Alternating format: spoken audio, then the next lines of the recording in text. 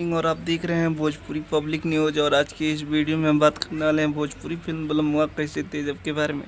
इस फिल्म में star cast में दबंग स्टार खेसारी लाल यादव, काजल राघवानी, मधु शर्मा और इस फिल्म को डायरेक्ट किया है रजनीश मिश्रा ने और इस फिल्म को प्रोड्यूस किया है अभय सिन्हा ने।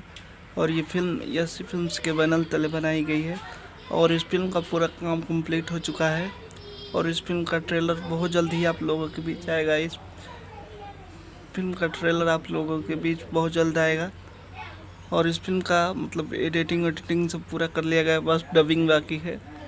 जैसे ही खेसारी लाल यादव और मधु शर्मा और काजल राघवानी लंदन से अपनी फिल्मों की शूटिंग करके आते हैं तो इस फिल्म का डबिंग होगा। उसके बाद इस फिल्म का ट्रेलर आप लोगों के बीच आ जाएगा। तो आप लोगों को इस फिल्म का न्यूज़ कैसा लगा कमेंट करके बताइए और हमारे चैनल भोजपुरी पब्लिक न्यूज़ पे नए हैं तो चैनल को सब्सक्राइब करके घंटी का बटन दबाइए।